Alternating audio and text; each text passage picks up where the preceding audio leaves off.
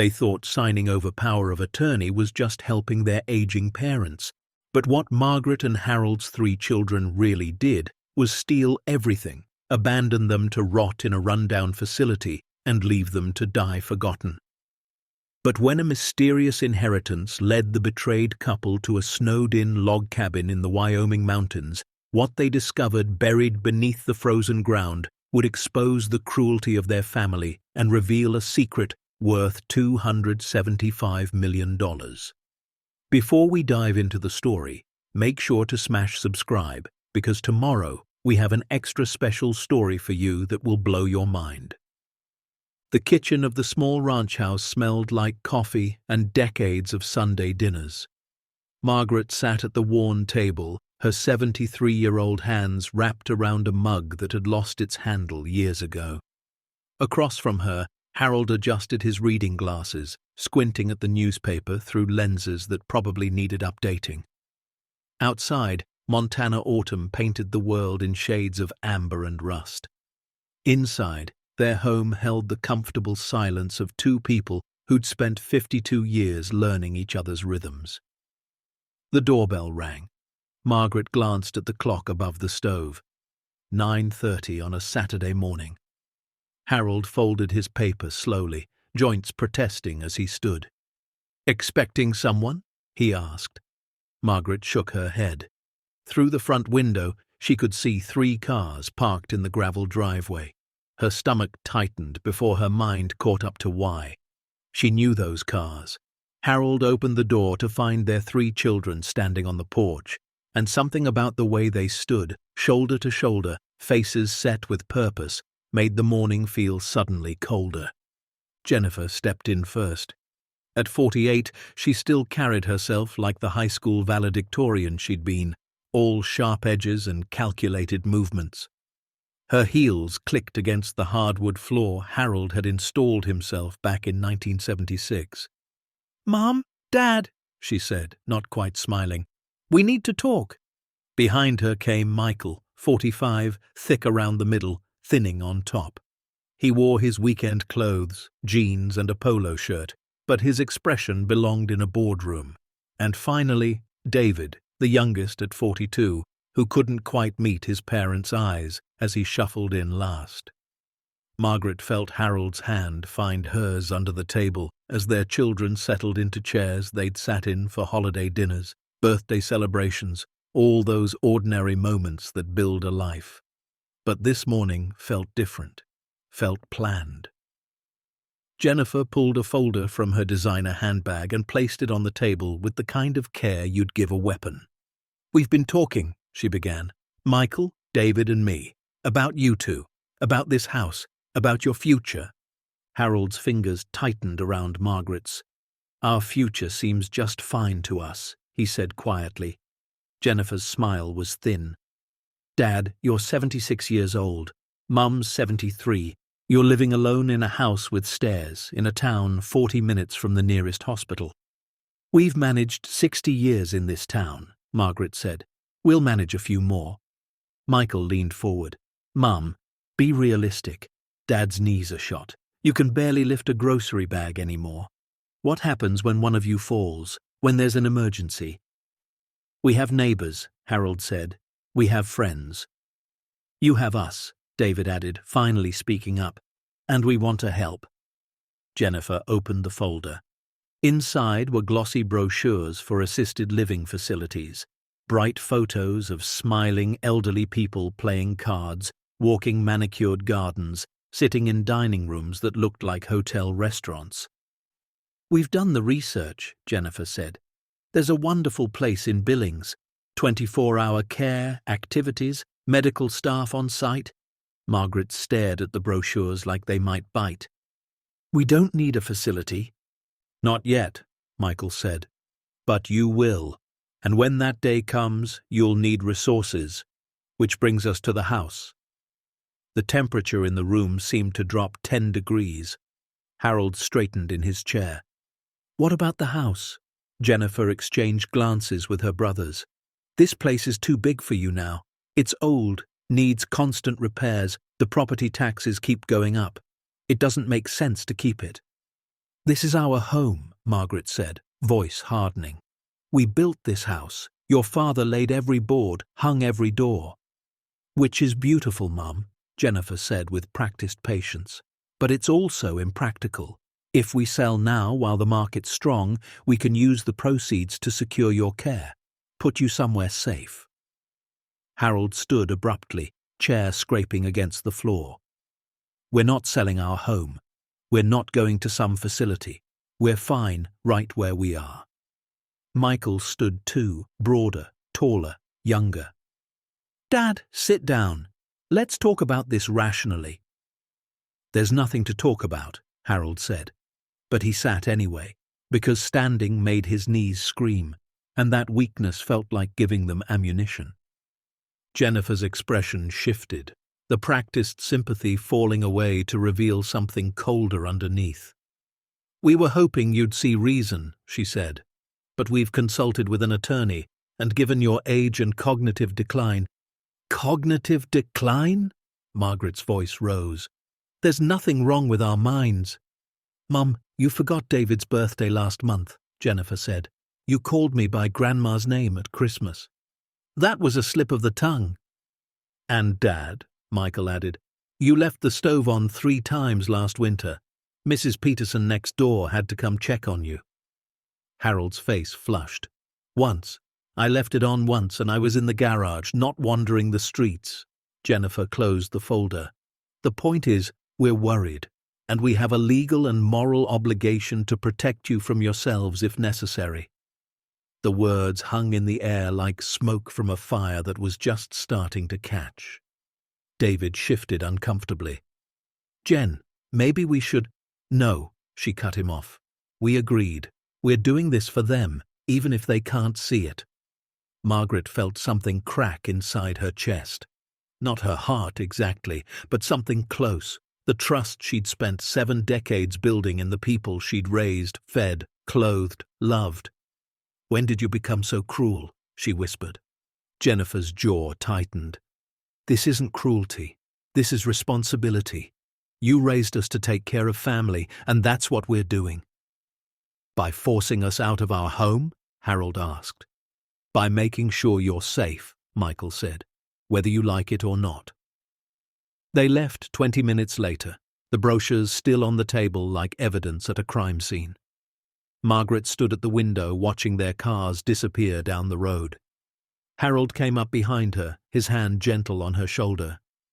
"They can't make us," he said, but his voice carried doubt. Over the next 2 weeks, the calls started. Jennifer every other day, always with updates about facilities, always with new reasons why delay was dangerous. Michael sent emails with financial projections showing how selling the house made fiscal sense. David, to his credit, called less often, and when he did, he sounded tired. "I just want what's best," he'd say. "We all do." But what they said they wanted and what they were doing didn't match. Margaret discovered it first. She went to the bank to deposit Harold's Social Security check, something she'd done herself for 30 years. The teller, a young woman named Sarah who'd been handling their account for 5 years, looked uncomfortable when Margaret approached. "Mrs. Bennett," Sarah said quietly, "I need to let you know there was a large withdrawal from your savings account last week." Margaret frowned. "We didn't make any withdrawal." Sarah's discomfort deepened. "It was Jennifer. She has joint access, remember? For emergencies?" The room tilted slightly.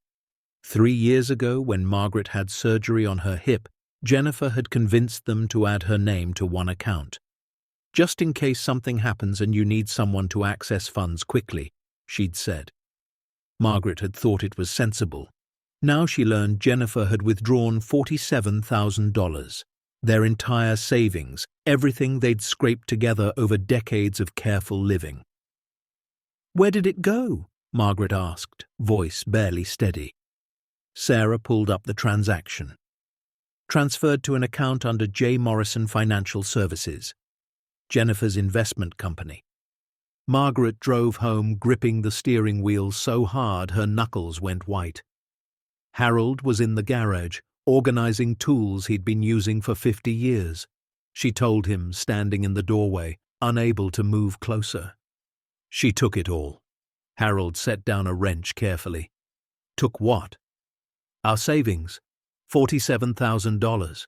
Jennifer transferred it to her company account. For a long moment, Harold said nothing. Then he walked to the workbench, braced his hands against it, and let out a breath that seemed to carry years of disappointment. "We need to call her," he finally said. They did. Jennifer answered on the third ring, all breezy confidence. "Hey, Mom, what's up?" "You took our money," Margaret said. A pause. "I secured your assets. There's a difference." "You had no right." "Mom, I have every right. My name's on that account. And honestly, you two have no idea how to manage money in today's market. I'm investing it properly. When you need it for care, it'll be there, grown." "That money is ours," Harold said, leaning toward the phone. "We earned it." "And I'm protecting it," Jennifer shot back. "You should be thanking me." The call ended badly. Margaret sat at the kitchen table for an hour afterward, just staring at the wood grain Harold had sealed and polished back when their children were small. 2 days later, a courier delivered papers. Michael had been busy. Legal documents declaring Harold and Margaret mentally incompetent to manage their affairs, citing forgetfulness, confusion, inability to handle complex financial decisions. Attached were statements from Jennifer and David supporting the claim. Margaret read it 3 times before the words made sense. Her own children were trying to have her declared unfit. "This can't be legal," Harold said. But a call to a lawyer, one they could barely afford now that their savings were gone, confirmed it could be. "They'd need to prove it in court," the lawyer explained. "But if they have medical records, witness statements, documentation of concerning behavior, a judge might grant conservatorship." "We're not incompetent," Margaret insisted. "I believe you," the lawyer said gently. "But fighting this could cost $20,000 or more. And even if you win, the relationship with your children—" He didn't finish. He didn't need to. Within a month, the house went on the market.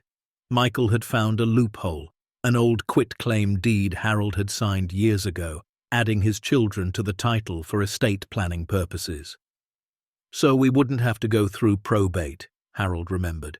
"So it'd be easier for them to inherit."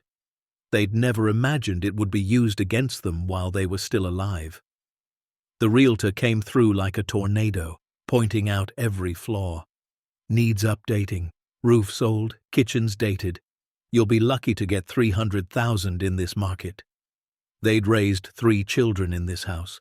Harold had added a room when Jennifer was born, another when Michael came along, expanded the garage when David arrived.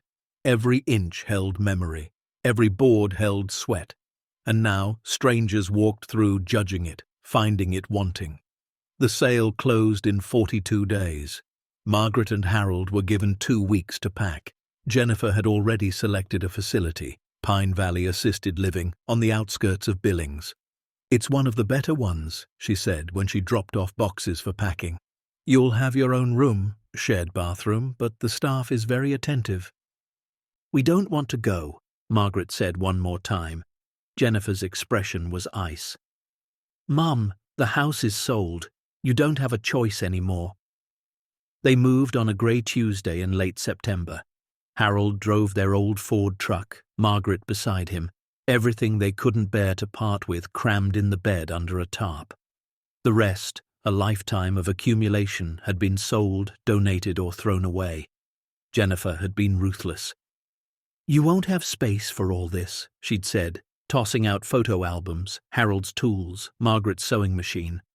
Pine Valley smelled like disinfectant and boiled vegetables. Their room was small, institutional, with 2 narrow beds and a window that looked out at the parking lot.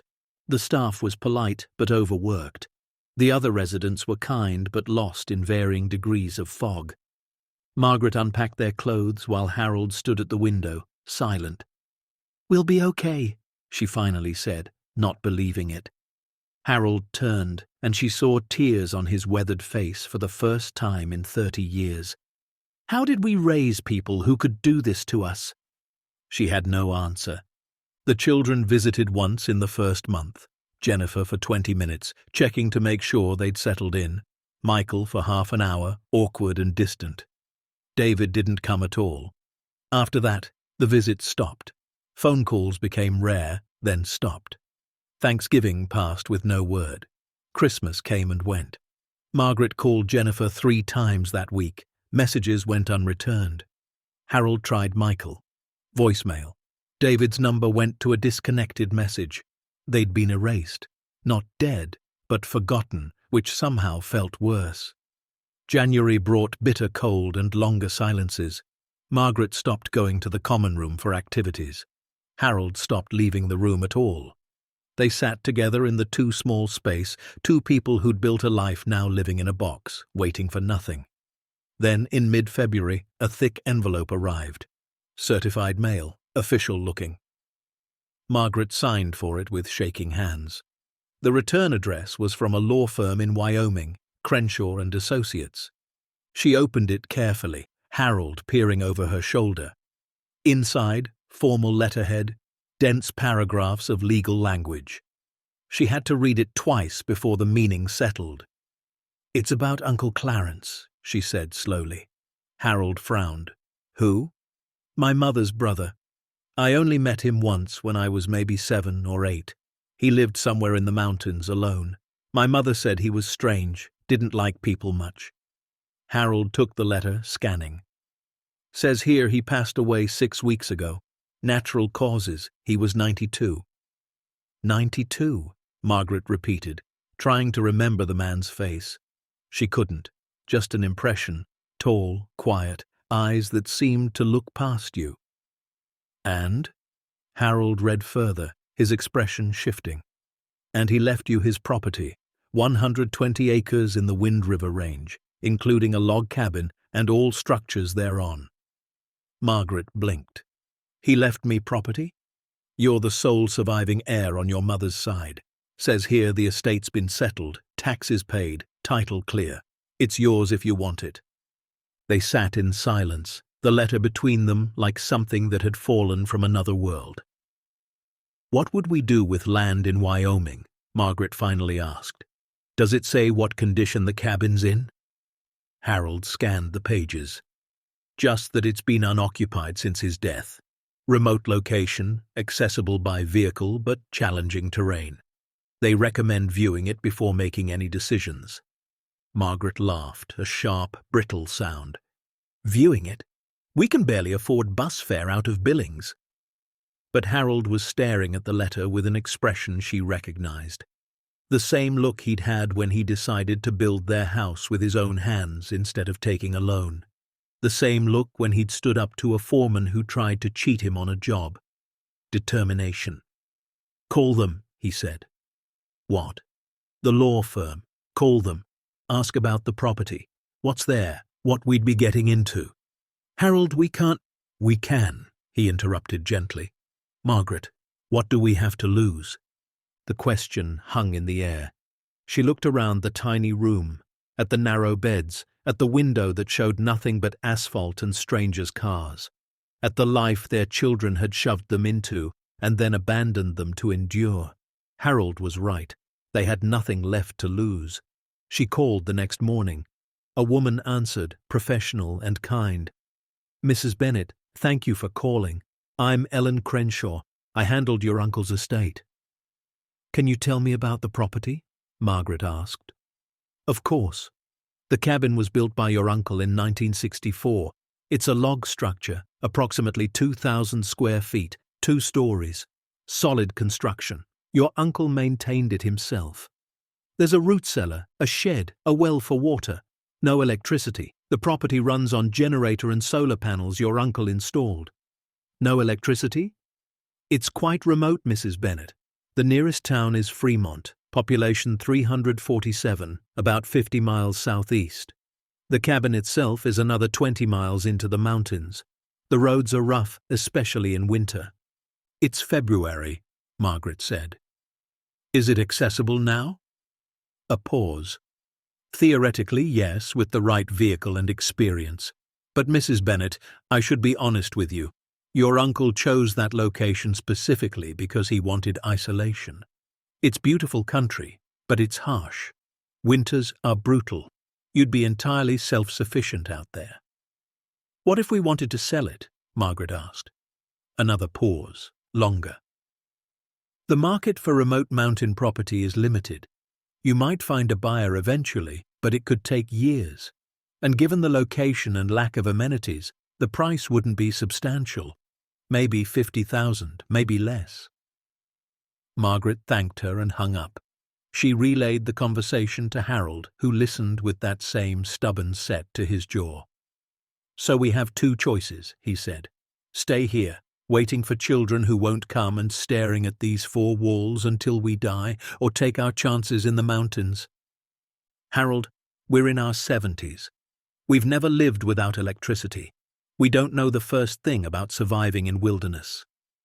I was a carpenter for 50 years, he said. I know how to fix things, build things. You grew up on a farm, you know about canning, preserving, making do. That was 60 years ago, she protested. But even as she said it, she felt something stirring. Not hope exactly, but something adjacent. Possibility. The kids, she started. Harold's expression hardened. What about them? If we leave, if we go to Wyoming, they'll say we're being irresponsible. They might try to stop us. Let them try, Harold said quietly. They took our home. They took our money. They took our dignity. They don't get to take our choices too. That afternoon, Margaret called Jennifer. We're leaving Pine Valley, she announced. Silence then. Leaving? To go where? Wyoming. I inherited property from my Uncle Clarence. A sharp laugh. Mum, you can't be serious. You're talking about some cabin in the middle of nowhere. That's exactly what I'm talking about. Mom, you'll freeze to death up there. You can't drive anymore. You can barely take care of yourselves in a controlled environment. We've made up our minds, Margaret said, surprised by the steadiness in her voice. This is happening. The hell it is, Jennifer snapped. I'm your power of attorney. No, you're not, Margaret interrupted. We contacted a lawyer. You never properly filed the conservatorship papers. You were stalling, waiting for us to decline enough that a judge would grant it without question. But we're not incompetent, Jennifer, and we're not your prisoners. She hung up before her daughter could respond. Her hands were shaking, but she was smiling. Michael called within an hour, voice tight with barely controlled anger. Mom, Jen told me about this Wyoming nonsense. You can't just run off to some shack in the mountains. Watch us, Margaret said and hung up. David called that evening. His voice was different, quieter. Grandma, I'm sorry. For all of it. But Jenny's right about this. That cabin, in winter, at your age, it's dangerous. David, Margaret said gently, do you know how many times you've called since we moved here? Silence. Once. At Christmas. For 10 minutes. You've called more today than in 4 months, so forgive me if I don't put much stock in your sudden concern. He tried to argue, but she ended the call. That night, Margaret couldn't sleep. She lay in the narrow bed, listening to Harold's breathing across the small room, and thought about what they were planning. It was insane. It was reckless. It was probably a death sentence. It was also the first thing in months that made her feel like herself. The next morning, she found Frank Patterson in the facility parking lot. Frank was a local handyman who did repairs around Pine Valley, 60-some years old, weathered face, kind eyes. Frank, she called. You got a minute? He set down his toolbox. Sure thing, Mrs. Bennet. What can I do for you? How'd you feel about driving 2 old fools to Wyoming? She asked. He blinked. Wyoming? She explained quickly. The inheritance, the cabin, the decision to leave. Frank listened without interrupting, then rubbed his jaw thoughtfully. That's rough country up there, he said, especially this time of year. I know. Roads'll be bad. Might not even make it all the way to the property. I know that too. He studied her for a long moment. "What's your kids think about this?" "They think we're crazy." Frank's expression shifted, something knowing passing across his face. "They the ones put you in this place?" "They are." He nodded slowly. "Give me 2 days to clear my schedule. I'll drive you. Won't charge you neither, except gas money." "Frank, we can't ask." "You didn't ask. I offered." He picked up his toolbox. "Besides, anybody willing to tell their kids where to stick it at 73 has earned a free ride in my book." They packed what little they had. Clothes, a few photos Jennifer hadn't thrown out, Harold's pocket knife, Margaret's mother's Bible. It all fit in 2 duffel bags. Frank arrived on a Saturday morning in late February, his pickup truck rumbling in the parking lot. He'd brought supplies, blankets, canned food, bottled water, a generator, extra fuel.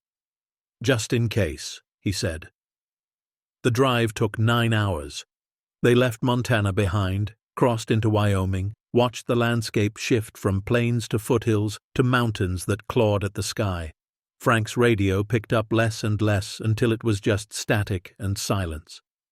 They stopped once in Fremont, a town that made Billings look like a metropolis. 3 gas stations, 1 diner, a post office that doubled as a general store. Frank filled up the tank while Harold and Margaret stretched their legs. A old man outside the diner nodded to them. "Passing through?" he asked. "Headed to the Whitmore property," Harold said. "Clarence's place." The man's eyebrows rose. "You family?" "My wife's his niece," Harold said. The old man whistled low. "Clarence kept to himself, but folks respected him. You planning to stay out there?" "Planning to try," Margaret said. He looked them over, taking in their age, their city clothes, their soft hands. "Well," he said finally, "you'll need a stronger constitution than most, but if you're kin to Clarence, maybe you got it in you. Good luck." The final 50 miles were torture. Paved road became gravel, then dirt, then barely a path. The truck climbed steadily, engine groaning. Snow appeared in patches, then covered everything. Harold gripped the door handle. Margaret watched the drop-offs on the right side of the road and tried not to imagine what would happen if they slid. Frank drove with careful precision, never hurrying, always in control. "Done this kind of driving before?" Harold asked. "Grew up in Alaska," Frank said. "This ain't nothing." Finally, as dusk began to paint the sky purple and gold, they rounded a bend, and there it was. The cabin sat in a clearing surrounded by towering pines, their branches heavy with snow. Smoke-stained stone chimney rose from a peaked roof. Weathered logs glowed amber in the fading light.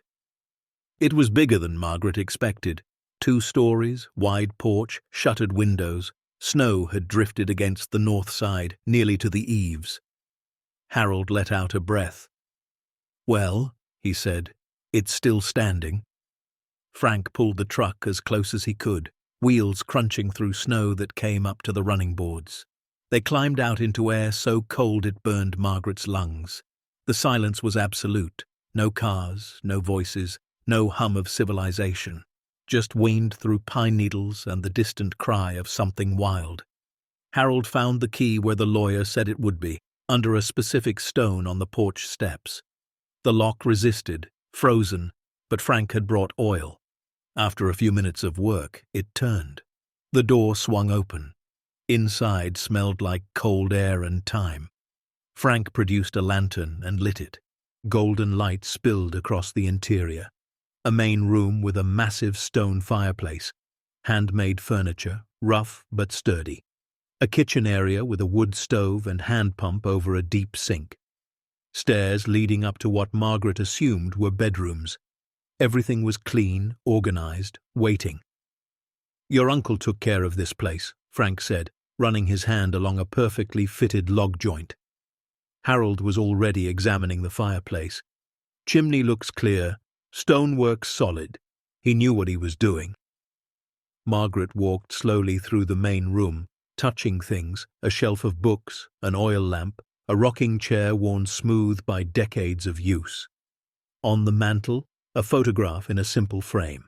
Uncle Clarence, maybe in his 50s, standing in front of this very cabin, tall, lean, serious eyes, and beside him, a woman, younger, smiling, beautiful. Margaret had never known Clarence had someone, never knew he'd been anything but alone. Frank spent 2 hours helping them unload and settle in.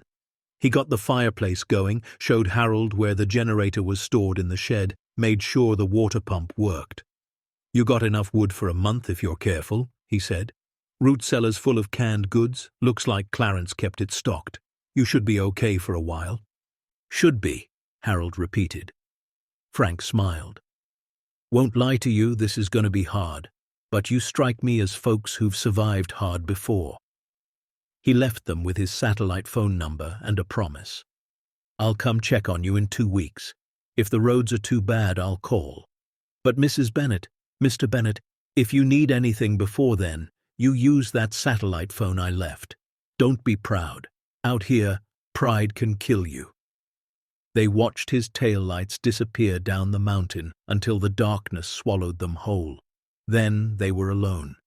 Truly, completely alone. Margaret turned to Harold. They stood on the porch of a cabin they'd never seen until 2 hours ago, in mountains they'd never explored, about to face a night in wilderness that could kill them if they made mistakes. Harold took her hand. His was rough, scarred from decades of work.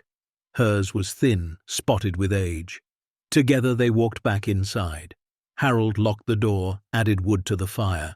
Margaret found blankets in a cedar chest, thick wool that smelled like mothballs and safety. They didn't speak much that first night, just sat near the fire, feeling the warmth seep into bones that had been cold for longer than just the drive. Outside, wind howled through the pines. Inside, flames crackled and popped. Somewhere in the darkness, their children were probably making phone calls, declaring them insane, maybe even planning interventions. But here, in this cabin built by a man Margaret barely remembered, she felt something she hadn't felt since before Jennifer first mentioned assisted living. She felt free. Harold reached over and took her hand again. "No regrets?" he asked. Margaret looked around the cabin, at the shadows dancing on the walls, at the simple furniture, at the photograph of Uncle Clarence and the mysterious woman. "Ask me again in the morning," she said. But she was smiling. They slept that night in a bedroom upstairs, in a bed with a frame Clarence had clearly built himself. The mattress was old but clean, the quilts heavy and warm. Through the window, stars scattered across the sky like diamonds on black velvet, more stars than Margaret had seen in 50 years of living under city lights. Harold fell asleep quickly, exhausted from the drive and the emotion of the day. Margaret lay awake a while longer, listening to the cabin settle around them. Wood creaking, wind testing the shutters, the fire downstairs breathing softly. This was insane. They were too old for this. They had no idea what they were doing. And yet, for the first time since their children had walked into their kitchen with folders and fake concern, Margaret felt like maybe, just maybe, they'd made the right choice. Tomorrow would bring challenges. Learning to work the generator, figuring out the wood stove, understanding how to survive in a place that didn't forgive mistakes. But tonight they were warm. They were together. They were in a place their children couldn't touch, couldn't ruin, couldn't steal. Margaret closed her eyes and let sleep take her. Outside, snow began to fall, soft and silent, covering the world in white. Covering tracks, covering the path back, covering everything that had come before. In the morning, they would wake to a new world. But that was tomorrow's problem. Tonight, Margaret and Harold Bennet slept the sleep of people who'd finally escaped, who'd finally chosen themselves. And in the stone fireplace downstairs, embers glowed red and patient, keeping watch through the long mountain night. Morning came cold and blue. Margaret woke to Harold already out of bed, the smell of wood smoke drifting up the stairs. She pulled on 2 sweaters, thick socks, and made her way down carefully. The stairs were steep, built for a younger man's stride. Harold had the fire going strong, the main room already warming. He looked up when she appeared, his breath still visible in the air. "Coffee's on," he said, gesturing to a battered pot sitting on a metal grate over the fire. "Found beans in the pantry. Had to grind them by hand, but it works." Margaret accepted a chipped mug and sipped carefully. It was strong, bitter, perfect. They stood together near the fire, not speaking, just existing in the quiet. Outside, the world was pristine white. Snow had fallen all night, transforming the clearing into something from a postcard. The pines stood like silent sentinels, their branches sagging under the weight. "We need to figure out this place," Harold finally said. "How it works, what we've got, what we need." Margaret nodded. "Where do we start?" They started with the main floor. The cabin was bigger than it had seemed last night. The main room took up most of the space, dominated by the fireplace and furnished with handmade chairs, a table, shelves lined with books. The kitchen area was surprisingly complete. A cast-iron wood stove for cooking, shelves stocked with canned goods, jars of preserved vegetables, dried beans, rice in sealed containers. A hand pump brought up water from the well, icy cold but clear.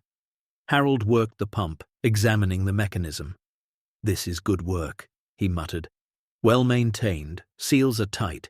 Your uncle knew what he was doing."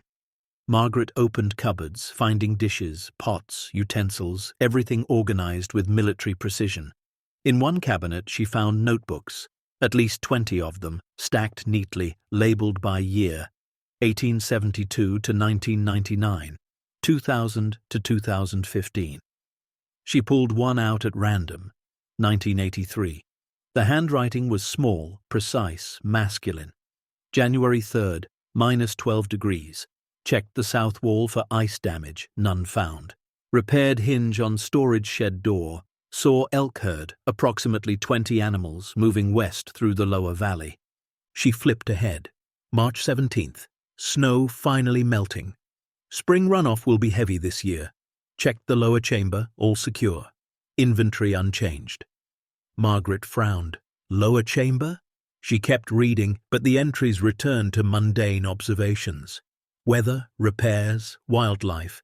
Then in June, another odd note. Moved 3 more crates below. Inventory updated, collection growing. Harold came up behind her. "What are you reading?" "Uncle Clarence's journals," she said. "He kept records of everything. But Harold, he mentioned something called the lower chamber, and a collection." Harold took the journal, skimmed a few pages. "Could be a cellar. Lot of old places have root cellars, cold storage." "We should find it," Margaret said. They spent the morning exploring. The root cellar was easy to find, accessed through a trapdoor in the kitchen floor. Harold descended first, lantern in hand. He came back up, nodding. "Well stocked, canned vegetables, preserved meat, dried fruit. Enough to feed us for months if we're careful." "But is that the chamber he mentions?" Margaret asked. "I don't think so. He calls it the lower chamber. This is just a cellar." They searched the rest of the main floor, finding nothing unusual. Upstairs held 3 bedrooms, all simply furnished. One had clearly been Clarence's, the bed made with hospital corners, clothes still hanging in a narrow closet. Work shirts, heavy pants, one suit that looked like it hadn't been worn in decades. Another bedroom held boxes. Margaret opened one, finding photographs. Hundreds of them. Clarence as a young man in military uniform. Standing in front of buildings Margaret didn't recognize. Posing with other soldiers beside trucks loaded with paintings, sculptures, crates marked with foreign words. She pulled out one photo that made her pause. Clarence, maybe 25 years old, standing in what looked like a warehouse. Behind him, rows and rows of artwork. The back of the photo had writing in faded ink. Munich, 1946, recovery operations. "Harold," she called. He came into the room and she showed him the photos. What was he doing? Harold studied the images, his expression thoughtful. "This looks military." And those paintings, they look important, expensive. They spent the afternoon going through the boxes, found letters, commendations, a bronze star, found documents stamped with official seals, most marked classified in faded red ink, found a small leather journal, different from the others downstairs. Harold opened it carefully. The pages were yellowed, brittle. The handwriting matched Clarence's but was younger, less controlled. June 3rd, 1945. The war in Europe is over. We thought we'd be going home. Instead, they assigned us to monuments, fine arts, and archives. Sounds fancy. Really means we're hunting for stolen treasure. The Nazis took everything. Paintings, sculptures, gold, jewels. Stripped entire museums, private collections, churches, hid it all over Germany, Austria, in mines, castles, barns. Our job is to find it, catalogue it, return it to rightful owners, if we can figure out who that is. Margaret read over Harold's shoulder, her heart beating faster. The monuments men, she whispered. I read about them. They saved art during the war. Harold flipped ahead, reading entries that detailed Clarence's work. Finding masterpieces in salt mines, discovering sculptures wrapped in blankets in a farmer's barn. The pride in recovering items thought lost forever. But then the tone changed. 1947 entries grew darker. Returned 12 paintings to France today, but 3 others on the manifest, no record of original owners. Families dead, museums destroyed, paperwork lost in bombings. Colonel says turn them over to military government. They'll figure it out. But I've seen how that works. Things vanish. End up in private collections, black markets, gone forever. And in 1948, they're shutting down the program, sending us home. But there are still pieces unaccounted for, items with no clear ownership, no way to verify claims. I can't let them disappear. These aren't just objects. They're humanity's memory. Somebody has to protect them. The journal ended there, but Margaret's hands were shaking. Harold, she said slowly, I think Uncle Clarence took some of those pieces to protect them. Harold closed the journal carefully. If he did, where are they now? We haven't seen anything like that here. The lower chamber, Margaret said. He kept mentioning it in the later journals. Maybe that's where he hid them. They searched with new urgency, checked every wall, every floorboard, every closet, found nothing. The sun was setting when Harold went outside to get more firewood from the shed. Margaret heard him call her name, urgent but not panicked. She grabbed her coat and went out into the early evening cold. Harold stood by the shed, brushing snow away from something. Look at this, he said. There was a metal plate set into the ground, about 3 feet square. Heavy steel, edges sealed with what looked like caulking. In the center, a keyhole. Did you find a key? Margaret asked. Harold shook his head. Not yet, but this is new, or newer. The steel isn't rusted like it should be if it had been here since the 60s. They spent the next hour searching the shed, the cabin, anywhere a key might be hidden. Found tools, supplies, equipment. Found a snowmobile that looked decades old, covered in a tarp. Found fuel cans, a generator, boxes of candles. No key. Margaret was ready to give up when she remembered the photograph on the mantel. Clarence and the woman. She went back inside, took the frame down, turned it over. Taped to the back was a small key, brass, heavy. Her hands trembled as she peeled it free. Harold came in, stamping snow off his boots. She held up the key. Found it. They waited until morning, partly because it was dark, partly because they needed to prepare, mostly because they were afraid of what they might find. Margaret barely slept, her mind spinning with possibilities. What if there was nothing down there? What if the chamber was empty, the journals just the fantasies of a lonely old man? What if there was something, but it implicated them in something illegal? Dawn came grey and cold. They bundled up, grabbed lanterns, and went back outside. The metal plate had frozen overnight. Harold chipped away ice, worked the key into the lock. It turned with a grinding resistance, then clicked. Together, they pulled. The plate lifted, revealing a ladder descending into darkness. Harold insisted on going first. "If it's unstable, no point both of us getting hurt," he said. Margaret didn't argue. She watched him disappear into the hole, his lantern bobbing as he climbed down. 20 feet, his voice echoed up. "There's a tunnel, timber reinforced. It looks solid." Margaret descended carefully, each rung a test of strength she wasn't sure she still had. At the bottom, Harold helped her down. They stood in a passage carved through rock and earth. Wooden beams supported the ceiling. Rails ran along the floor like a miniature train track. Electric lights hung overhead, dark and useless. "This took years to build," Harold said, running his hand along the timbers. "One man couldn't have done this alone." They followed the tunnel, their lanterns pushing back shadows. The air was cold but dry, preserved. After what felt like 100 yards, the passage opened up. Margaret stopped breathing. They stood at the entrance to a chamber easily 30 feet across. Carved from solid rock, the ceiling arched overhead, and everywhere, shelves, racks, crates, cases. Harold moved forward slowly, lifting his lantern high. The light caught something that gleamed. He approached a shelf and stopped dead. "Margaret," he whispered, "you need to see this." She came up beside him. On the shelf, carefully wrapped in cloth, was a painting. Harold pulled the cloth back gently. A landscape emerged. Mountains, a village, painted with a technique that spoke of age and skill. The colors were still vivid, the brushwork masterful. In the corner, a signature Margaret couldn't quite read.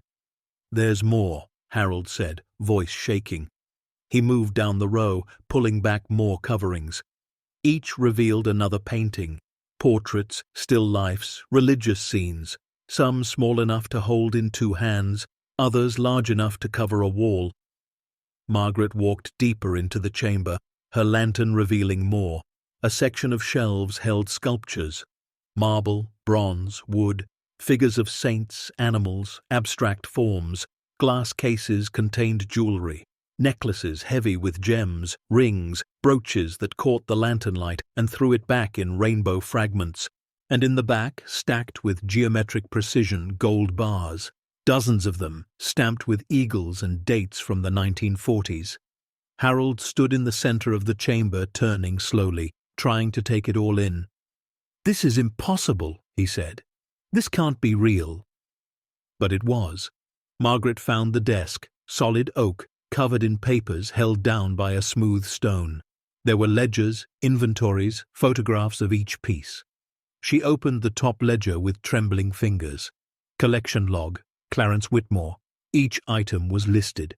Painting, Flemish landscape, estimated 16th century. Acquired Munich, March 1947. No verified ownership claim, status secured. Painting, Italian Madonna, estimated 14th century. Acquired Austria, June 1948. Original owner family, deceased entire line. Status secured. The list went on for pages. Dozens of paintings, sculptures, artifacts. Each one carefully described, dated, noted with provenance information where it existed. At the bottom of the last page, one entry made Margaret's knees weak. Total items, 93 pieces. Total estimated value, $275 million. Status, collection complete. Secured until world ready. She sat down hard in the wooden chair behind the desk. Harold came over, read the ledger over her shoulder. For a long moment, neither of them spoke. They just stared at the number, at the words, at the impossible reality surrounding them. $275 million, Harold finally said. "That's not possible. That's not, people don't just have that kind of, we bought this place for Margaret. This can't be real." "Look around," she said, her voice strange in her own ears. "It's real." Harold walked to the nearest painting, studied it closely. "I don't know art. I can't tell a Rembrandt from a paint by numbers, but these look old. They look important." Margaret stood on shaking legs and moved through the chamber.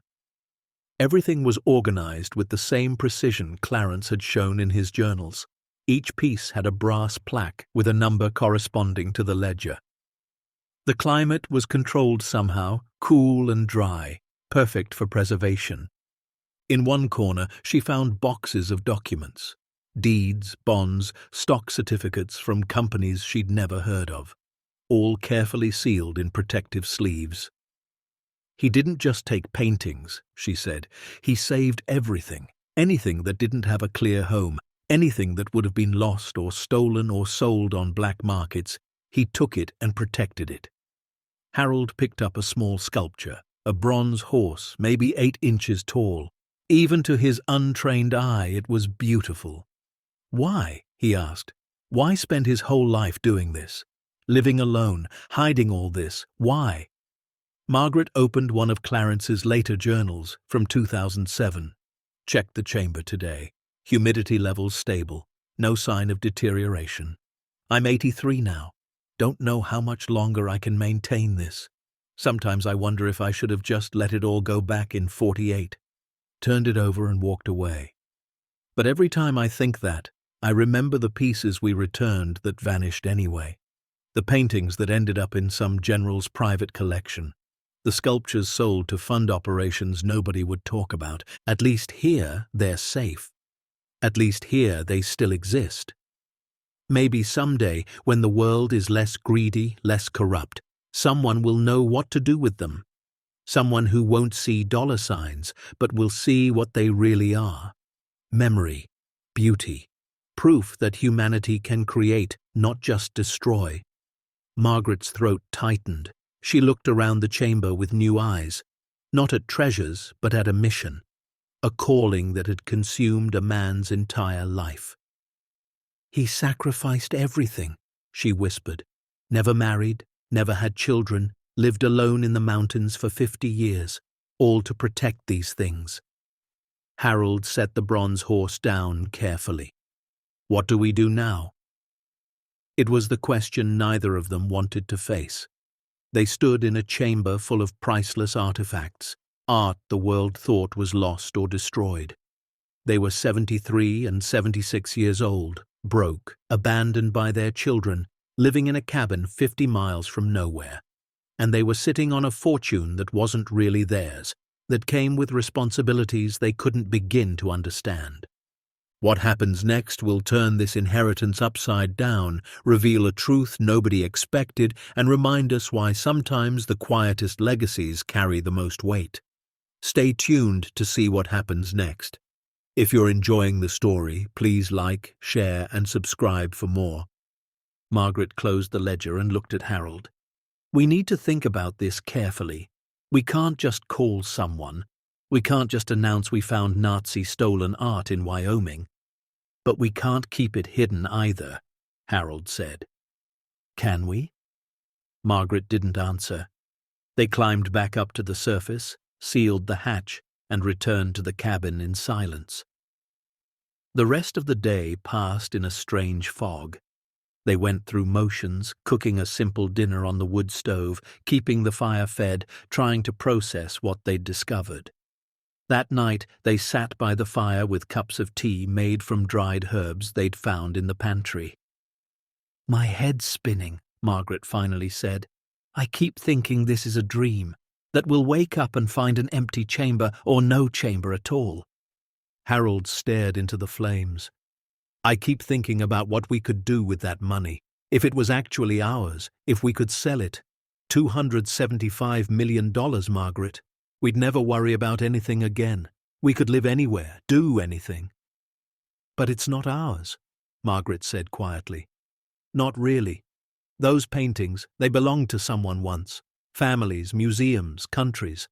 Clarence protected them because giving them back properly wasn't possible then. But maybe it is now. Harold nodded slowly. So we report it. To who? The police? The government? Art museums? I don't know, Margaret admitted. And I'm afraid if we tell the wrong person, it'll disappear. Or we'll disappear. They let that dark thought sit between them. Outside, wind rattled the shutters. Inside, the fire crackled and popped. "There's something else," Harold said. "The kids. If they find out about this, they'll come back, and they won't stop until they get control of it." Margaret's jaw tightened. Let them try. They spent the next week learning to survive. Harold figured out the generator, got it running to charge the satellite phone and power a few essential lights. Margaret worked through the preserved food in the cellar, planning meals that would stretch their supplies. They learned to read the weather, to judge when snow was coming by the color of the sky and the behavior of birds. They learned which logs burned hottest, how to bank the fire at night so it lasted until morning. Harold fixed a broken shutter, replaced a cracked window pane with materials he found in the shed, reinforced the porch steps that had started to sag. Margaret organized the cabin, creating systems for everything. She found comfort in the routine, in the physical work that left her tired but satisfied, and every few days one of them would go down to the chamber, just to look, to make sure it was still real. Margaret found herself drawn to a particular painting. A woman in a blue dress standing by a window, light streaming in, her face turned towards something outside the frame. There was such peace in her expression, such quiet dignity. Harold discovered he liked the sculptures best. The way light and shadow played across the bronze, the marble, revealing details you couldn't see straight on. One afternoon, Margaret found more of Clarence's journals in the chamber. These were different, more personal. She sat at his desk and read by lantern light. September 9th, 1972. Saw my sister's daughter at the store in Fremont today. Margaret. She was maybe 7, 8 years old. Pretty little thing. Looked like my sister at that age. She smiled at me. I almost spoke to her, almost said hello. But what would I say? How would I explain why I'm always alone, why I never visit, why I chose this life? Better she thinks I'm strange than knows the truth. That I'm guarding something I can't tell anyone about. That I gave up family, friendship, everything normal for pieces of metal and canvas and stone. Sometimes I wonder if I'm crazy, if I've wasted my life on something that doesn't matter. Then I look at that Flemish landscape, the one with the village by the river, and I remember it was supposed to be destroyed. The Nazis had marked it for burning. Some officer decided it was degenerate. But we saved it, and now it exists, and maybe that matters. Maybe keeping beauty alive in a world that wants to destroy it is enough. Margaret wiped tears from her cheeks. She understood now why Clarence had chosen her. Not because they were close, they'd never been close, but because somehow he'd sensed in her what he had in himself. The stubborn refusal to let valuable things be destroyed by people who didn't understand their worth. She kept reading, moving through years of entries.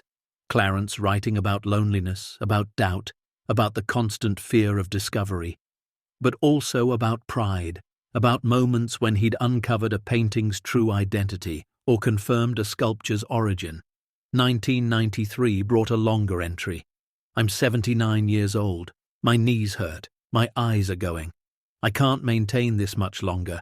I need to choose someone to pass this to when I'm gone, someone who'll understand the responsibility.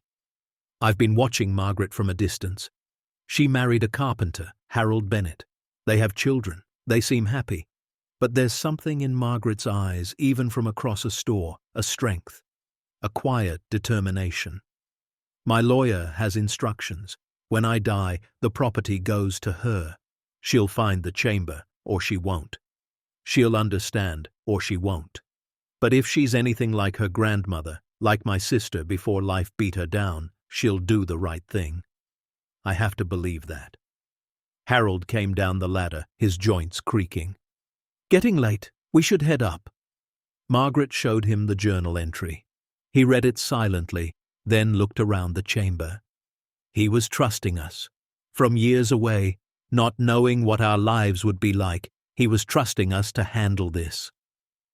Heavy responsibility, Margaret said, for two old people who can barely handle themselves.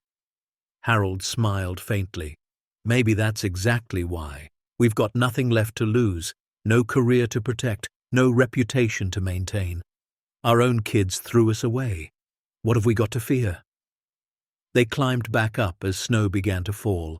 Not a storm, just a gentle dusting that made the world soft and quiet. That night, Margaret couldn't sleep. She lay in the dark listening to Harold's breathing and thought about choice.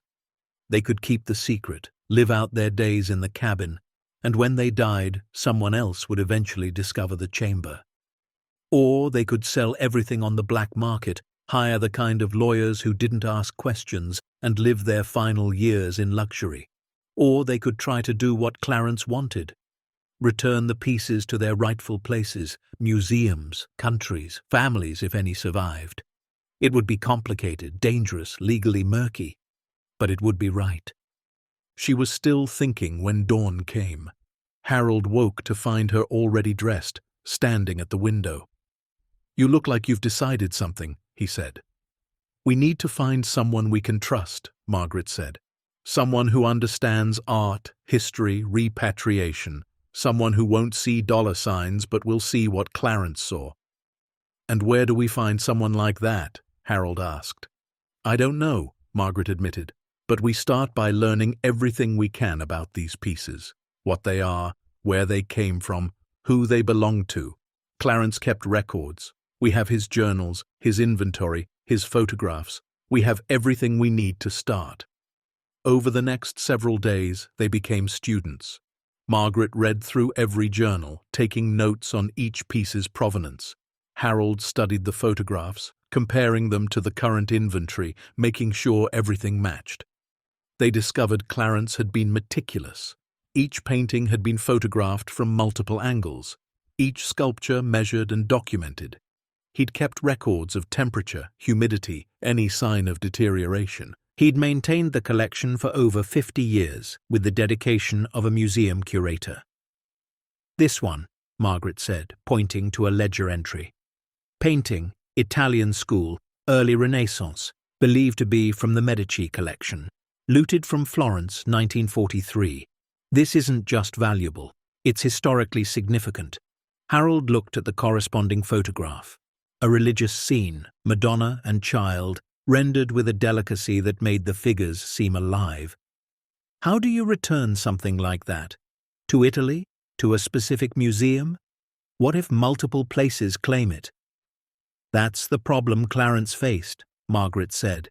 "That's why he kept them. Because the process was broken, corrupt. Things vanished into bureaucracy or private collections. He didn't trust the system." "So, what's changed?" Harold asked. "Has the system gotten better?" Margaret didn't know. She only knew they had to try. The first major storm hit in early March. They woke to wind that sounded like freight trains and snow that fell so thick they couldn't see the shed from the cabin window. "We're stuck," Harold said, checking the woodpile. "Good thing we stocked up." For 3 days, the storm raged. Snow piled against the cabin walls, nearly covering the windows on the north side. Harold kept the fire going constantly.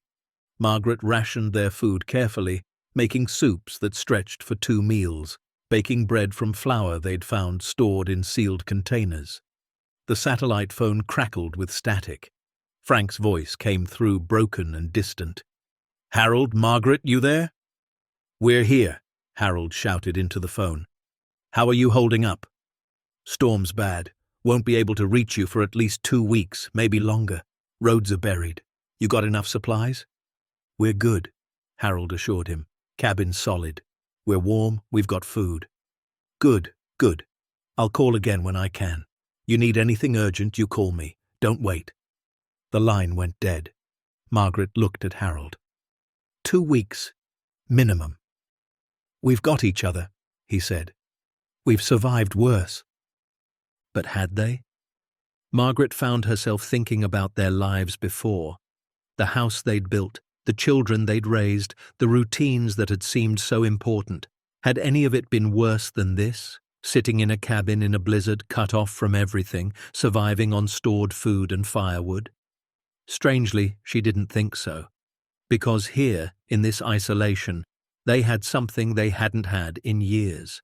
Purpose. The storm finally broke on the fourth day. They woke to silence so profound it was almost frightening. Harold opened the door to a world transformed. Snow had buried everything. Drifts reached the porch roof in places. The clearing was a smooth white expanse broken only by the dark spikes of pine trees. "We need to dig out," Harold said. They spent the morning shoveling, creating paths from the cabin to the shed, from the shed to the woodpile. Exhausting work for bodies that weren't young anymore. But they worked together, taking breaks, helping each other, accomplishing in hours what would have been impossible alone. That afternoon, resting by the fire, Margaret had a thought. "The children," she said. "They don't know about the chamber. They think we just inherited a worthless cabin." Harold looked up from the book he was pretending to read. So if they found out, if they learned what was really down there, they'd come back. They'd bring lawyers, force us out, try to claim it. "They can't," Harold said. "The property's in your name. The inheritance was clear." "They forced us out of our house," Margaret reminded him. "They took our savings. They had us declared incompetent. What makes you think they wouldn't try again?" Harold's expression darkened. "Then we don't tell them. We don't tell anyone until we've figured out the right move." Margaret nodded, but she felt the weight of it, the secret they were keeping, growing heavier each day. That night, unable to sleep, she went downstairs and stood looking at the photograph of Clarence and the mysterious woman. Who had she been? Why wasn't she in any other photos? Margaret had found no mention of her in the journals. She took the frame down, carried it to the table, and studied it by lamplight. The woman was beautiful. Dark hair, strong features, a smile that suggested intelligence and humor. And the way she stood next to Clarence, close but not touching, spoke of intimacy, of trust. On impulse, Margaret carefully pried open the back of the frame. Behind the photograph was another, smaller one, the same woman, older now, standing in what looked like the cabin's main room. On the back, faded handwriting. Dorothy Shaw, Christmas 1976. Margaret stared at the name. Dorothy Shaw. She carried both photos to Clarence's journals and started searching. Found the first mention in October 1968. Dorothy came by today. Brought supplies, news from the outside world. She's the only one who knows. The only one I trust. Margaret flipped ahead, finding more references. Dorothy understood the mission. She'd been part of it back in the war years. She'd been a curator at a museum in Boston, had volunteered to help catalogue recovered art in Europe. When Clarence decided to continue protecting pieces after the official program ended, she'd supported him, helped him even. The final mention was in February 2004. Dorothy called. She's 86 now, still sharp as a tack. Asked about the collection. Told her it's secure. Told her about Margaret, my sister's daughter. Dorothy said if Margaret is anything like me, she'll do right by the pieces. Said she'd help if needed. Left me her number again, just in case. Margaret's hands trembled as she turned the page. There, in Clarence's careful handwriting, a phone number. Dorothy Shaw, emergency contact. Understands the mission. She looked at the number for a long time. Dorothy would be over 100 years old now, if she was even still alive. But if she was, she might be the ally they needed. Someone who understood what Clarence had done and why. Someone who might know how to properly return the pieces. Harold came downstairs, wrapped in a quilt. Can't sleep either. Margaret showed him what she'd found. We could try calling her, see if the number still works. It's 3 a.m, Harold pointed out. We'll try tomorrow. But tomorrow brought its own complications. As Harold was splitting wood outside, he noticed something. Tire tracks in the snow coming up the mountain road. Recent, made after the storm. Someone had been here. Someone had driven close enough to see the cabin, then turned back. He came inside, his expression tight. We had a visitor. Margaret's stomach dropped. Who? Don't know. but somebody drove up here recently. Could be Forest Service, could be hunters, could be somebody looking for the property. Or it could be the children, Margaret thought but didn't say. They'd been at the cabin for over 3 weeks now, long enough for Jennifer, Michael and David to get curious, to wonder what their parents were really doing up here. Long enough to come looking. That night, they took turns keeping watch. Probably unnecessary, probably paranoid, but the tracks had unnerved them both. Around midnight, Harold's turn, Margaret couldn't sleep anyway. She went down and sat with him by the window. "What if they come?" she asked. "What if the kids show up and find the chamber?" Harold was quiet for a long moment. "Then we face them, together, same as we've faced everything else." Margaret took his hand. "I'm tired of being afraid of our own children." "I know," he said. "Me too." Morning came without incident. No more tracks, no cars, no sounds but wind and birds.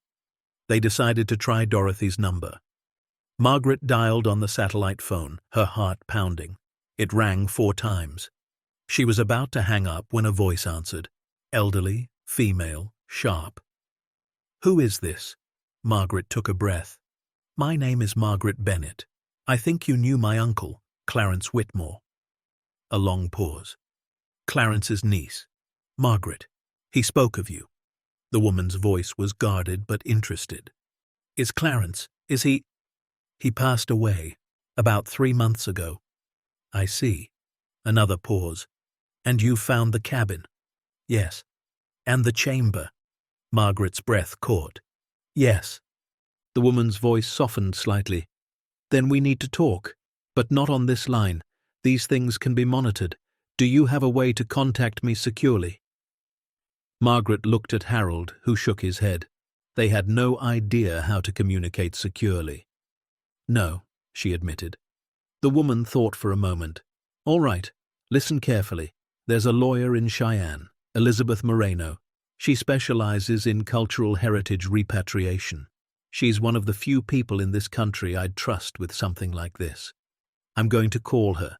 Tell her to expect contact from you. When you're ready, when you feel safe, you reach out to her. Understand?" "Yes," Margaret said. "But can you—" "I'm 93 years old, Mrs. Bennett, but I still remember everything Clarence and I worked on.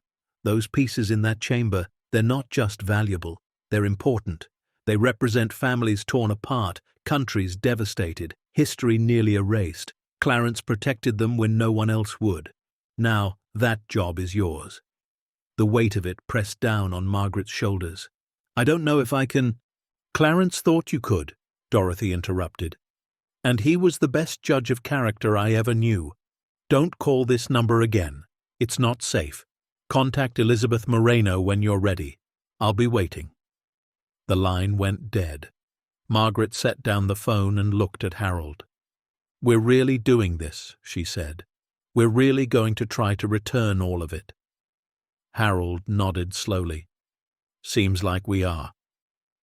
That afternoon they went down to the chamber one more time, stood among the paintings and sculptures and artifacts that had consumed Clarence's life.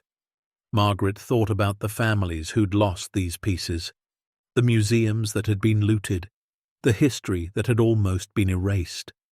And she thought about Clarence, living alone for 50 years, sacrificing everything to keep beauty safe in a world that had tried to destroy it. "We're going to need help," she said. "Professional help. Lawyers, art experts, historians."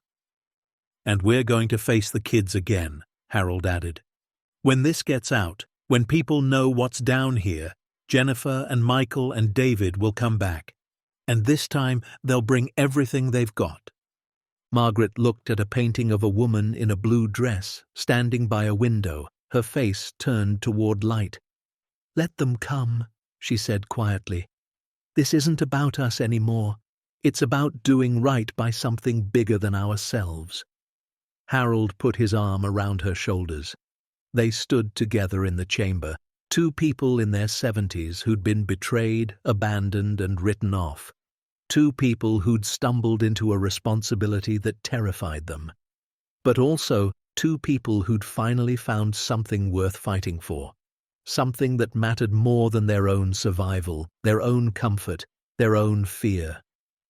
Above them, the Wyoming mountains stood silent and patient. Below them, treasures worth $275 million waited in the dark.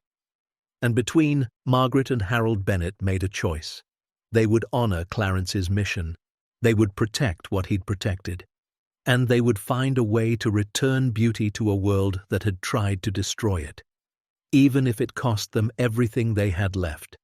Even if it meant facing the children who'd betrayed them one more time.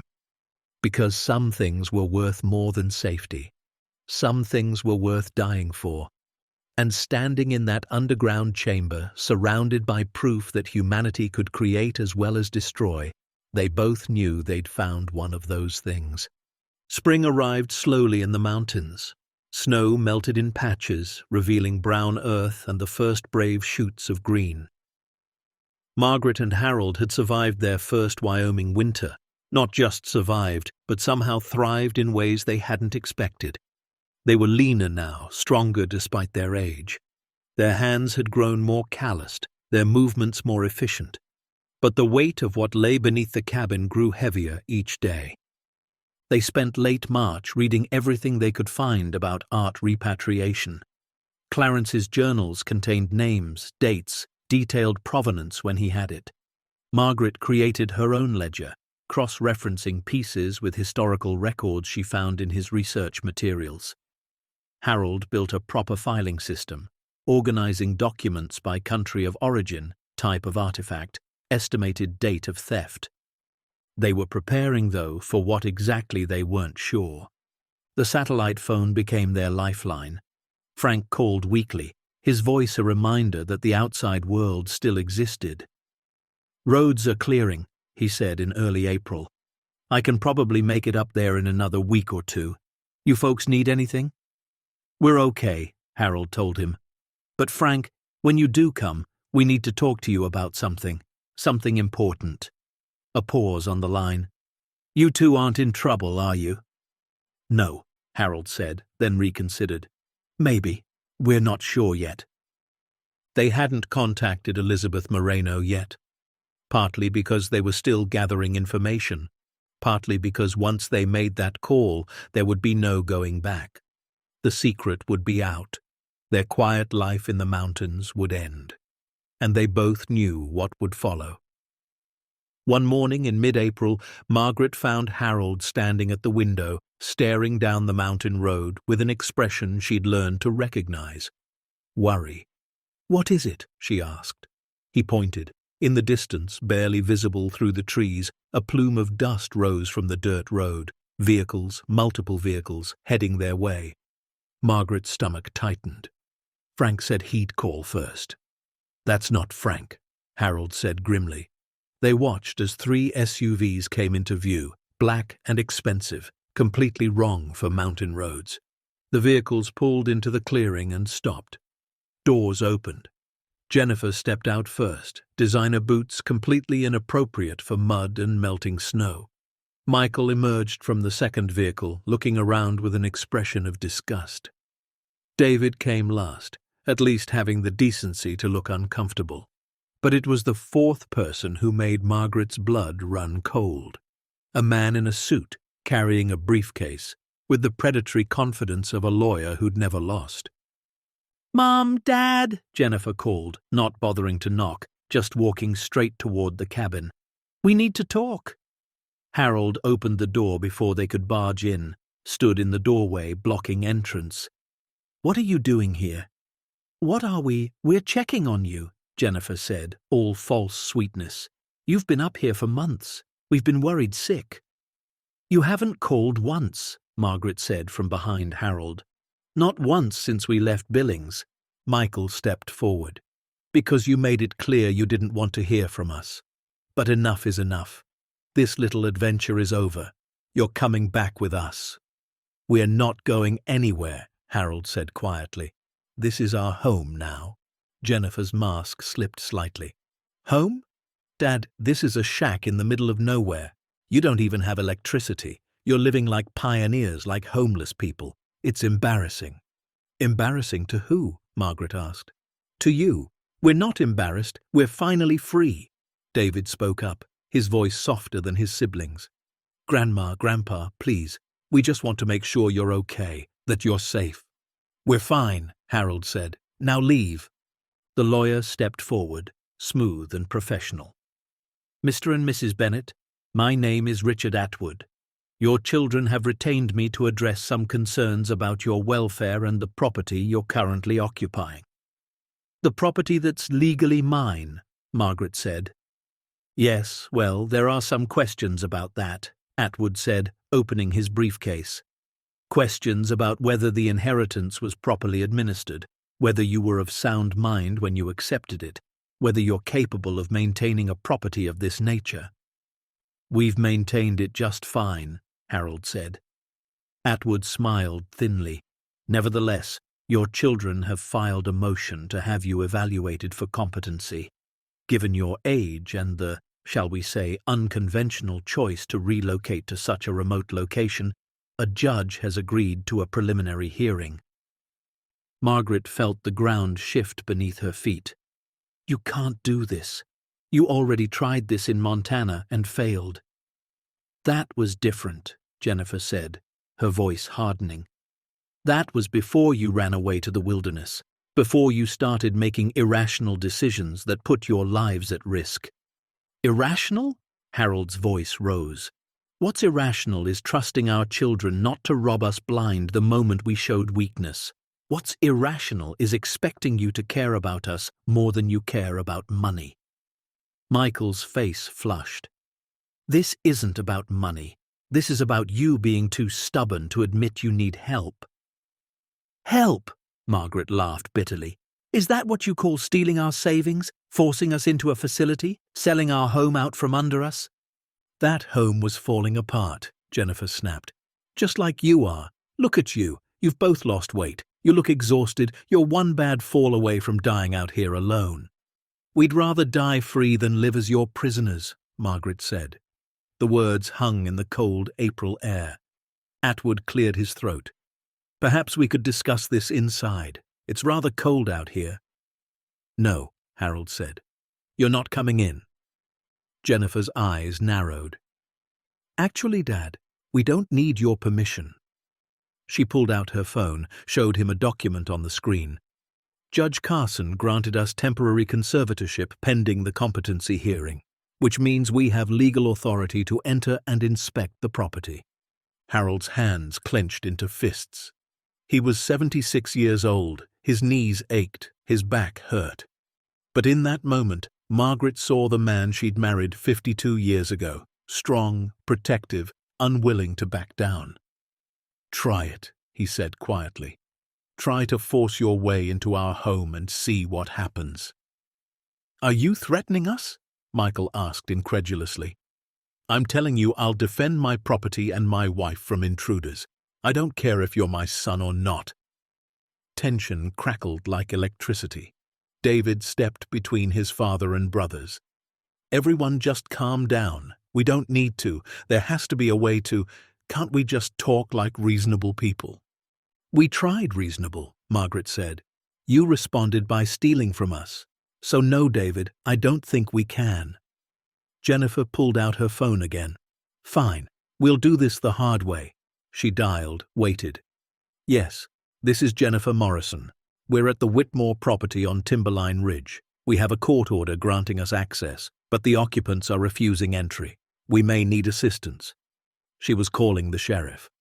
Margaret looked at Harold, saw the defeat starting to creep into his expression.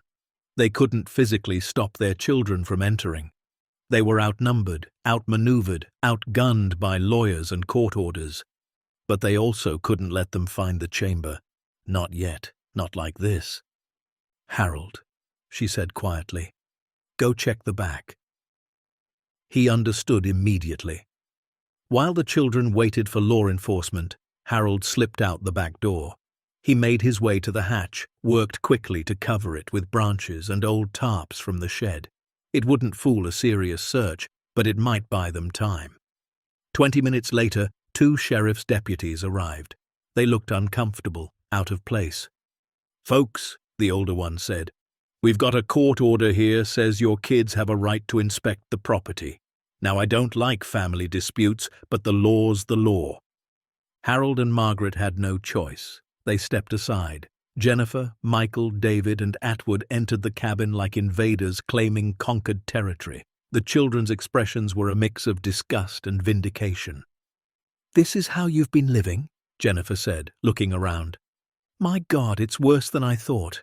She started opening cupboards, closets, examining everything with critical eyes. Michael went upstairs. David stood awkwardly in the middle of the room, unable to meet his grandparents' eyes. Atwood took notes, documenting everything. No running water beyond a hand pump, no electricity except a generator, minimal heating, substandard living conditions for individuals of advanced age. "We have everything we need," Margaret said, but her voice sounded hollow even to herself. Jennifer found the journals on the shelf, pulled one down, started flipping through. "What's all this?" "Private journals," Margaret said quickly. "They belong to my uncle." Jennifer kept reading, her brow furrowing. "He talks about art, about collections, about something called the lower chamber." Margaret's heart stopped. He was an eccentric old man, wrote about all kinds of things. But Jennifer was looking around now with new eyes, calculating. "Michael," she called upstairs, "come look at this." Michael clomped down the stairs. Jennifer showed him the journal entry about the chamber. They exchanged looks. "There's something here," Jennifer said. "Something valuable." "You're being paranoid," Margaret tried. "Am I?" Jennifer turned to the deputies. "We need to search the property, thoroughly. There may be hidden assets that affect the estate valuation." The older deputy looked uncomfortable. "Ma'am, our order just says we're to ensure your parents aren't being held against their will and that the property is safely habitable. It doesn't cover a full search." "Then we'll get another order," Atwood said smoothly. "But in the meantime, my clients have every right to inspect property they may soon be responsible for managing." The children fanned out. Jennifer went through every room upstairs. Michael checked the root cellar, the shed, every visible structure. David, to his credit, didn't search. He just stood on the porch, staring out at the mountains. Harold and Margaret could only watch as their refuge was violated, as their children tore through their lives looking for something to exploit. It was Jennifer who found the photograph on the mantel, the one of Clarence and Dorothy.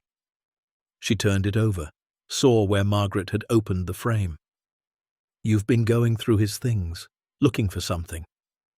"Trying to understand who he was," Margaret said. "Understand or inventory?" Jennifer shot back. Harold couldn't take it anymore. "Get out, all of you. You've seen the property, you've documented everything. Now get out." "We're not done," Michael said. He'd found the map in Clarence's desk drawer, the one showing the property with the marked locations. "What's this?" Harold's stomach sank. Michael studied the map, then looked outside, trying to orient himself. "There's something marked here, north of the cabin, near where that shed is." He walked to the window, following the map's directions with his finger. Then he stopped, his body going rigid. "There's something out there, under the snow." Jennifer joined him at the window. They both saw what Harold had tried to hide, the outline of the hatch barely visible where his tarps hadn't quite covered it. "What is that?" Jennifer asked, her voice sharp with excitement. "Nothing," Harold said. "Old equipment." "Then you won't mind if we check," Michael said. He was already heading for the door. Harold moved to block him, but Michael was bigger, younger, stronger. He pushed past, not roughly but firmly enough. Margaret grabbed Harold's arm. "Let them," she whispered. "We can't stop them." The children went outside. The deputies followed, curious now. Margaret and Harold stood on the porch watching as Michael and Jennifer pulled away the tarps, revealing the hatch. "Oh my God," Jennifer breathed. "Dad, there's a lock, a serious lock." Atwood joined them, his professional demeanor cracking with interest. "This appears to be a secure underground structure. The court order does allow for inspection of all structures on the property." Harold made one last attempt. "You need specialized equipment to open it safely. The structure could be unstable, dangerous." "We'll take that risk," Michael said. He turned to Jennifer. "The truck. There's a bolt cutter in back." 10 minutes later, they'd cut through the lock. Michael hauled open the hatch. Cold air rushed up from below. Jennifer shined her phone light down into the darkness. "There's a ladder. And is that a tunnel?" She didn't wait for permission. Climbed down, her expensive boots slipping on the rungs. Michael followed. David looked at his grandparents, his expression pained. "I'm sorry," he whispered. Then he descended too. Atwood went next, then the two deputies, leaving Harold and Margaret alone on the surface. They stood in the spring sunlight, holding hands, knowing everything was about to change. From below they heard gasps, exclamations, Jennifer's voice rising in disbelief and greed. "Michael, are you seeing this? There must be. Oh my God!" Michael's voice, equally shocked. "Paintings, sculptures, that looks like gold." Jennifer again, almost laughing. "We're rich, do you know what this is worth?" Atwood's voice, professional excitement barely contained. "I need to call my firm. We need experts, appraisers, security." David's voice, quieter. "Where did all this come from?" No one answered him. Harold looked at Margaret. Tears streamed down her face, not from sadness, but from rage and heartbreak. "They found it," she whispered. "They found Clarence's life's work, and all they see is money." "We need to call Dorothy," Harold said. "And Elizabeth Moreno. Now." They went back inside while chaos erupted below. Margaret grabbed the satellite phone with shaking hands and dialed the number Dorothy had given her. It rang 3 times before the elderly woman answered. "Mrs. Bennet?" "They're here," Margaret said, voice breaking. "My children. They found the chamber. They're down there right now, and all they care about is what it's worth." A long pause. "Then it's time. Call Elizabeth Moreno immediately. Tell her Dorothy Shaw sent you and that the Whitmore collection has been compromised. She'll know what to do." "What if it's too late?" Margaret asked. "What if my children—" "Your children don't get to steal humanity's heritage," Dorothy said firmly. "Clarence protected those pieces for 70 years. You've protected them for months. Now let the professionals finish the job. Call Elizabeth. Now." The line went dead. Margaret looked up Elizabeth Moreno's number in the notes Dorothy had made her write down, dialed with trembling fingers. A professional voice answered. "Moreno and Associates, Cultural Heritage Law." "I need to speak to Elizabeth Moreno," Margaret said. "It's urgent, about the Whitmore collection." A pause. "One moment." Another voice came on the line, female, authoritative, sharp. "This is Elizabeth Moreno. Who am I speaking with?" "Margaret Bennet. Dorothy Shaw said to contact you. My uncle was Clarence Whitmore and his collection, the one he's been protecting. It's been discovered." "Discovered by who?" "My children. They broke in, they're in the chamber right now, and they're talking about appraisers, and I think they want to sell it." Elizabeth's tone changed, became urgent. "Mrs. Bennet, listen to me very carefully. Do not let anyone remove anything from that chamber. Do not let anyone contact auction houses or private buyers. Those pieces are not property to be sold. They're cultural heritage, possibly stolen during World War II. Removing them could constitute theft of historical artifacts." "I don't think I can stop them," Margaret said. "They have lawyers, court orders, they've already taken control of everything." "Then I'm contacting the FBI," Elizabeth said. "Cultural Crimes Division. Give me your exact location." Margaret provided the address, the coordinates, everything she could think of. "How long until help arrives?" she asked. "We're in the middle of nowhere." "I'll have agents there within 6 hours," Elizabeth promised. maybe sooner if I can get a helicopter. In the meantime, document everything. Take photos if you can, record conversations. And Mrs. Bennet? Yes? Your uncle was a hero. He saved pieces that would have been lost forever. Don't let his legacy be destroyed by greed. The call ended. Margaret looked at Harold. 6 hours. We need to stall them for 6 hours. From below, they heard the children emerging. Jennifer's face was flushed with excitement, her eyes bright. Mom, Dad, do you have any idea what's down there? Any idea at all?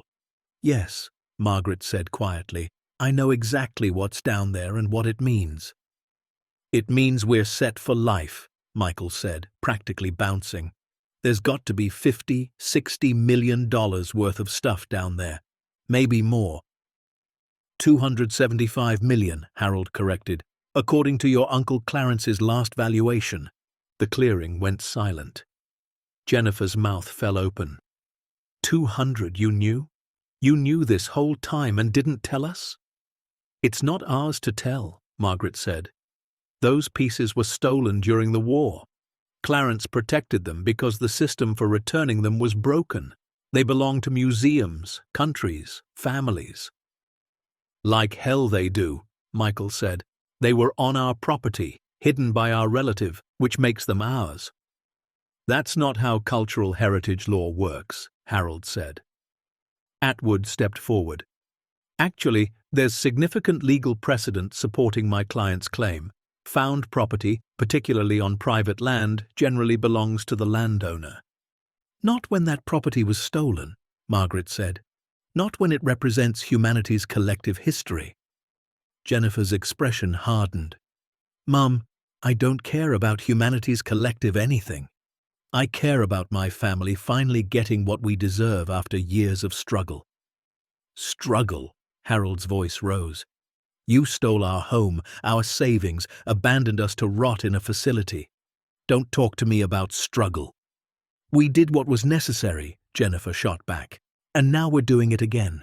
That collection is ours, and we're taking inventory today. Atwood, get people up here. I want every piece documented, photographed, valued. You're not touching anything, Margaret said. Her voice was steel. Those pieces stay exactly where they are until proper authorities arrive. Proper authorities? Michael laughed. Mum, we are the proper authorities. We have conservatorship. We have legal control. Temporary conservatorship, Harold corrected. Pending a hearing you haven't actually scheduled. We can fix that, Atwood said, already on his phone. Margaret watched her children, saw the greed burning in their eyes, the same greed that had led them to betray their parents in the first place, and she made a decision. She walked to the edge of the porch and sat down heavily. Harold, she said clearly, I think I'm having chest pains. Harold understood immediately. Margaret, your heart? Very tight, she said, pressing her hand to her chest. Having trouble breathing. The deputies stepped forward immediately. Ma'am, do you need medical attention? I think so, Margaret said weakly. My medication is inside. Jennifer rolled her eyes. Oh, please, she's faking. Ma'am, if you're experiencing cardiac symptoms, we need to get you to a hospital, the older deputy said. Nearest one's 90 minutes away. We should call for a helicopter. That's not necessary, Jennifer insisted. She's just trying to distract us. But the deputy was already on his radio. Dispatch, we need a medical evac. Elderly woman, possible cardiac event. Margaret caught Harold's eye. He nodded slightly. 6 hours. They needed to stall for 6 hours. A medical emergency would eat up at least 3 of those. It wasn't much, but it might be enough. The medical helicopter arrived 43 minutes later, rotors beating the air above the clearing. Margaret had committed to her performance, lying on the couch with Harold holding her hand, the deputies hovering uncertainly. Jennifer and Michael stood to the side, their expressions caught between concern and suspicion. David sat on the porch steps, head in his hands. The paramedics rushed in with equipment, checking Margaret's vitals. Blood pressure slightly elevated but not dangerous. Heart rate normal. Oxygen levels good.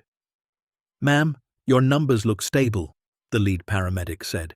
But given your age and symptoms, we should transport you for evaluation. I'm feeling better now, Margaret said weakly. Maybe I just need to rest. Mum, if you're really having heart problems, you need to go, Jennifer said, though her tone suggested she still thought it was an act. Harold squeezed Margaret's hand. Maybe we should listen to them, dear. The paramedic started preparing her for transport when another sound cut through the air. More helicopters, multiple ones, coming in fast and low. Everyone looked up as two black helicopters appeared over the tree line, unmarked, official-looking. They landed in the clearing beside the medical chopper, and armed agents in tactical gear poured out. Federal Bureau of Investigation, the lead agent announced, badge held high. Nobody move. This property is now a federal crime scene. Jennifer's face went white. What? Crime scene? We haven't done anything wrong. Ma'am, step away from the structure, the agent commanded. More agents fanned out, securing the perimeter. From the second helicopter emerged a woman in her 60s, dark hair streaked with grey, wearing a professional suit completely at odds with the mountain setting. She walked straight to Margaret. Mrs. Bennett, I'm Elizabeth Moreno. We spoke on the phone. Margaret sat up, her chest pains miraculously vanishing. You made good time. Elizabeth's lips twitched in the hint of a smile. Dorothy Shaw doesn't call in favors lightly. When she does, people move fast. She turned to the confused paramedics. False alarm, gentlemen. Mrs. Bennett is fine, but thank you for your rapid response. Jennifer found her voice. Wait, you called the FBI? Mom, what the hell did you do? I protected something that doesn't belong to us, Margaret said, standing with Harold's help. Something your great-uncle spent his life preserving. Elizabeth addressed the crowd, her voice carrying authority. I'm with the Cultural Heritage Crimes Division. We've been informed that this property contains artifacts potentially looted during World War II. Under federal law, such items cannot be sold, moved, or transferred until proper provenance is established. Atwood stepped forward. On what grounds are you seizing my client's property? I'm not seizing anything, Elizabeth said calmly. I'm securing evidence. There's a difference. She nodded to her team. Get lights down there. I want documentation started immediately, and someone get Dr. Hartford on the phone. We'll need his expertise on the paintings. Michael's face flushed red. You can't do this. We have rights. That collection is on our property. Actually, it's on Mrs. Bennett's property, Elizabeth corrected, and she's the one who contacted us. But regardless of ownership, cultural heritage law supersedes property rights when dealing with potentially stolen historical artifacts. Jennifer turned on Margaret, her expression ugly. You bitter old woman. You'd rather give away a fortune to strangers than let your own family benefit. Those pieces have families, Margaret said quietly. Real families who were murdered, displaced, who had everything stolen from them. Clarence knew that. That's why he protected them until they could be returned properly. Returned? Michael laughed harshly. To who? It's been 80 years. Everyone's dead. Not everyone, Elizabeth said. You'd be surprised how many families are still searching for pieces stolen from their grandparents, great-grandparents. How many museums have empty walls where masterpieces once hung? How many countries have lost parts of their cultural identity? She pulled out a tablet, showed them a photograph. This painting, for instance, Flemish landscape, 16th century, looted from the Rosenberg family collection in Amsterdam in 1943. The Rosenberg family was killed at Auschwitz, but their descendants, their great-grandchildren, have been searching for this piece for 70 years. It was the last thing their grandmother saw before she was taken. The clearing fell silent. Elizabeth continued, her voice steady. That's what Clarence Whitmore understood.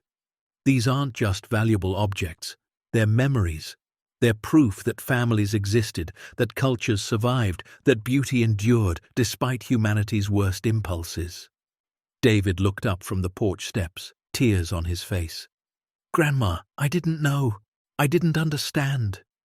None of you did, Harold said, because you never asked. You just saw what you could take. FBI agents were setting up lights around the hatch, preparing to document everything below. Elizabeth turned to Atwood. Your clients are welcome to observe, but they touch nothing. Understood? Atwood nodded stiffly. He wasn't stupid enough to argue with federal agents. Over the next 3 hours, experts descended into the chamber. Elizabeth went down first with Margaret and Harold, leaving the children on the surface. She walked slowly through the rows of covered pieces, her expression shifting from professional interest to profound awe. My God, she whispered. Clarence Whitmore. We've been trying to track his collection for 20 years. Rumors, whispers, but no confirmation. She carefully pulled back a covering, revealing a painting that glowed in the harsh worklights. I think this might be a Caravaggio. A real Caravaggio. There are maybe 60 known works in the world, and this, if it's authentic, this changes everything. Margaret showed her Clarence's ledgers. Elizabeth read through them, her hands trembling slightly. He documented everything: provenance, acquisition notes, condition reports. This is better than most museums, better than most official recovery operations. Harold watched agents carefully photographing each piece. What happens now? Now? Elizabeth looked up from the ledger. Now we begin the long process of verification and repatriation. Each piece will be authenticated, researched, matched to historical records. Families will be contacted. Museums will be notified. Some pieces will go back to their countries of origin. Others will end up in institutions that can properly care for them and share them with the world. And us? Margaret asked. What happens to us? Elizabeth's expression softened. You're heroes, Mrs. Bennet, both of you. You could have kept this secret, sold pieces on the black market, lived in luxury. Instead, you're doing the right thing, the hard thing. We're also broke, Harold said bluntly, and our children are trying to have us declared incompetent. About that, Elizabeth said. She pulled out her phone, made a call. Yes, this is Elizabeth Moreno. I need you to contact Judge Carson in Billings, Montana. Tell him the conservatorship case involving Harold and Margaret Bennet needs to be dismissed immediately. Yes, I'll put it in writing. The Bennets are cooperating with a major federal cultural heritage recovery. They're clearly of sound mind and acting in the national interest. She hung up and smiled at their stunned expressions. Consider it handled. As for finances, there's a federal program for individuals who report significant cultural heritage finds. It's not based on the value of the items, but on the service you've provided. Based on preliminary assessment, you should receive approximately $4 million. Harold sat down hard on Clarence's chair. $4 million? It's not the $275 million the collection is worth, Elizabeth said, but it's enough to live comfortably, securely. And there's more. We'd like to establish a museum here, the Clarence Whitmore Memorial Heritage Center. You'd be the caretakers with a salary, support staff, protection. This cabin, this property, it would become a testament to one man's dedication and two people's integrity. Margaret felt tears streaming down her face. We just wanted to do right by Clarence, by what he protected. And you have, Elizabeth assured her. Now let us handle the rest. They emerged from the chamber as sunset painted the mountains gold and purple. Jennifer, Michael, and David waited with Atwood, their expressions ranging from fury to shame. Elizabeth addressed them directly. Your parents have cooperated fully with a federal investigation. The conservatorship case will be dismissed. Any attempt to contest Mrs. Bennet's ownership of this property will be viewed as obstruction. Do I make myself clear? Jennifer opened her mouth to argue, but Atwood put a hand on her arm. Crystal clear, the lawyer said. He'd seen enough federal operations to know when he was beaten. Good, Elizabeth said. You're free to go. But if any of you attempt to contact auction houses, private collectors, or media about this discovery, you'll be charged with obstruction and attempted trafficking of cultural heritage. The collection's existence will be made public on our timeline, not yours." Michael's hands clenched into fists. "So we get nothing? After everything?" "After everything?" Harold's voice was quiet, but carried across the clearing. "After you stole our home, our savings, abandoned us, tried to have us declared incompetent, yes, Michael, you get nothing, and that's more than you deserve." David stepped forward, separating himself from his siblings. "Grandpa, Grandma, I'm sorry, I'm so sorry. I went along with them because I was weak, because I thought family meant supporting each other no matter what. But I was wrong. Family means protecting each other, respecting each other. You deserve better from all of us." His voice broke. "From me especially." Margaret looked at her youngest child, saw genuine remorse in his eyes. "David, what do you want?" "I want to make it right," he said. "However I can, even if you never forgive me." She glanced at Harold, who nodded slightly. "Then you can start by telling the truth. When your siblings try to spin this, when they tell people we're crazy or cruel, you tell the truth. All of it." David wiped his eyes. "I will. I promise." Jennifer and Michael had already turned away, heading for their vehicles. No goodbye, no acknowledgement, just bitter retreat. David lingered. Could I visit sometime? Not now. I know you need time, but maybe, eventually." "Maybe," Margaret said. "We'll see." He nodded and walked to his car. They watched the 3 vehicles disappear down the mountain, taillights fading into dusk. "Think they'll cause trouble?" Harold asked. "They'll try," Elizabeth said. "But they won't succeed. I've dealt with greedier people than them. They'll make noise for a while, maybe go to the press. But once the full story comes out, Clarence's story, your story, they'll look like exactly what they are. Ungrateful children who tried to steal their parents' legacy." Over the next 6 months, the cabin transformed. Federal agents and cultural experts came and went, carefully removing pieces for authentication, documentation, preservation. Each removal was photographed, catalogued, treated with reverence. Margaret and Harold watched as Clarence's life's work was finally given the recognition it deserved. Newspapers ran stories. International media descended. The narrative was irresistible. Elderly couple discovers $275 million art collection hidden by reclusive war hero, chooses to return it to rightful owners rather than profit. Reporters tried to interview Jennifer and Michael.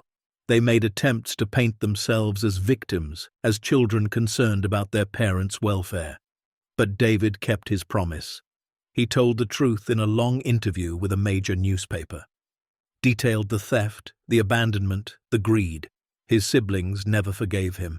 But Margaret and Harold slowly, carefully began to. The museum opened in late October, a year after Margaret and Harold first arrived at the cabin. It was small, respectful, built from local materials that matched the cabin's aesthetic. The main exhibition hall held rotating displays of pieces from the collection, each one telling a story of theft, survival, and return.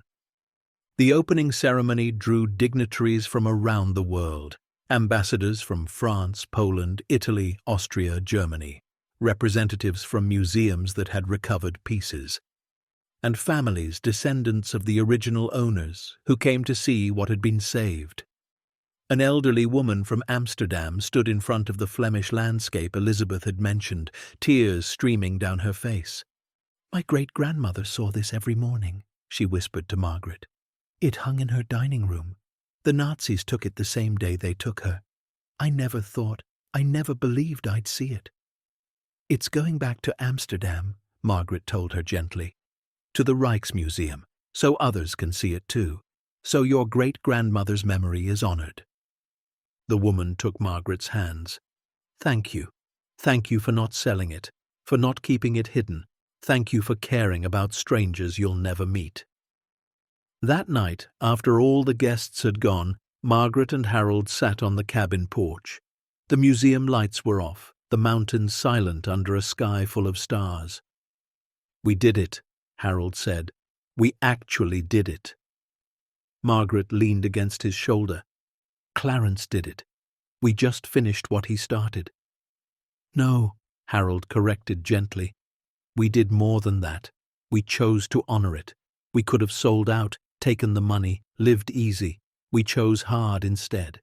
That was us, not Clarence." Margaret thought about their children. Jennifer and Michael had cut off all contact, sent formal letters through lawyers demanding their share of the $4 million. Received formal letters back explaining they had no legal claim. David visited once a month now, slowly rebuilding trust, helping with the museum, trying to make amends. "Do you regret it?" she asked Harold. "Any of it?" He was quiet for a long moment. "I regret we raised children who could betray us.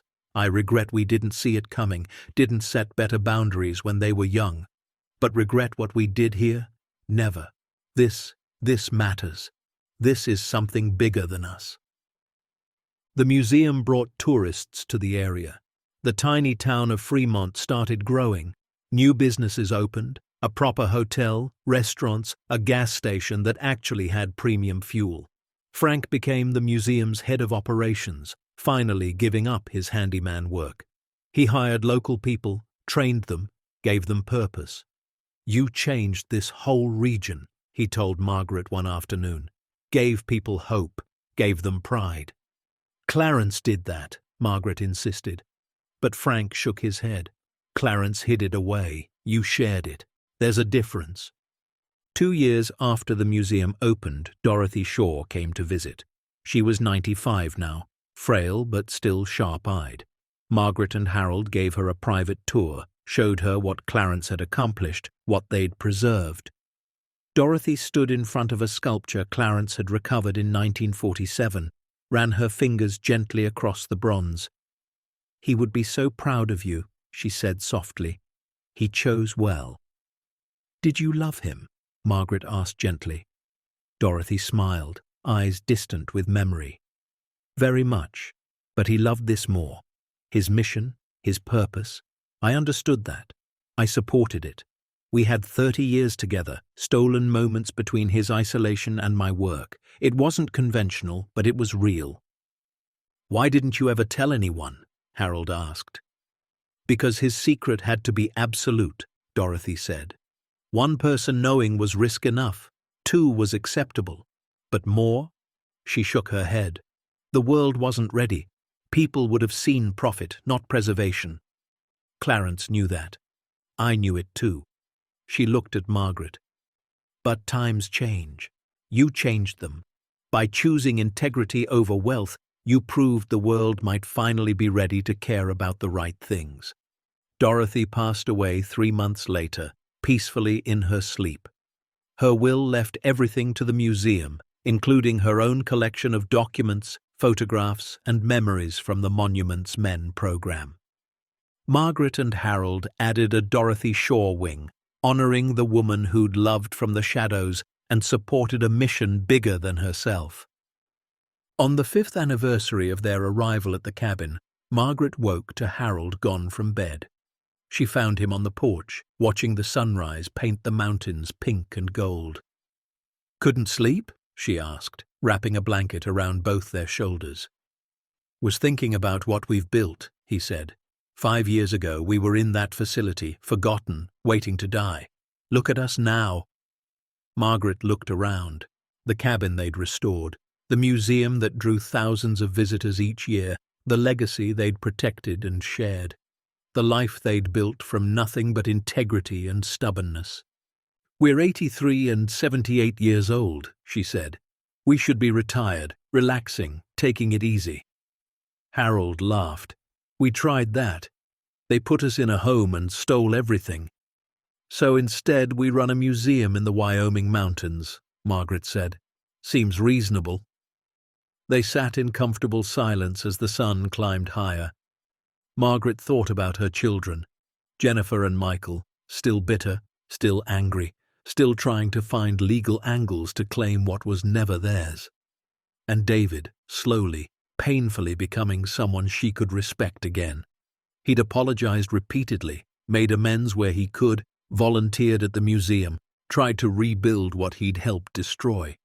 "Do you think we'll ever really forgive them?" she asked Harold. "David, maybe," Harold said, "given enough time. The others?"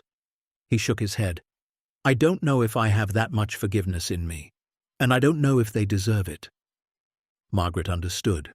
Some wounds cut too deep, some betrayals couldn't be undone, but she also knew carrying rage was exhausting, and she was too old, too tired, too busy with meaningful work to waste energy on bitterness. Later that morning, a family arrived from Poland. They stood in front of a painting that had hung in their family's home in Warsaw before the Nazis came.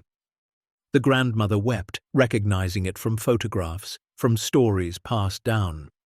Her granddaughter, maybe 30 years old, put her arm around the old woman's shoulders. "We thought it was gone forever," the granddaughter said to Margaret. "Destroyed or lost. Finding it here, knowing someone cared enough to protect it all these years, it means everything." "Your family's memory matters," Margaret told her. "That's what my uncle understood. That's what we're trying to honor." The young woman smiled through tears. "You're doing more than honoring it. You're teaching the rest of us what matters. In a world that only seems to care about money and power, you're showing us that some things are worth more, that integrity still exists." That evening, as the museum closed for the day, Margaret found Harold in the main exhibition hall. He stood in front of the photograph of Clarence and Dorothy, the one they'd had enlarged and mounted on the wall. "What do you see?" she asked, coming up beside him. "Two people who sacrificed everything for something bigger than themselves," Harold said. "Two people who chose hard over easy, right over profitable. Two people who changed the world by protecting beauty when the world wanted to destroy it." He turned to Margaret. "And I see us, what we've become." Margaret took his hand. They stood together in the quiet museum, surrounded by treasures that had survived war, theft, decades of hiding and greed. Treasures that would soon return to their rightful places, to museums and families, to become part of humanity's shared heritage once more. "Clarence left us more than property," Margaret said softly.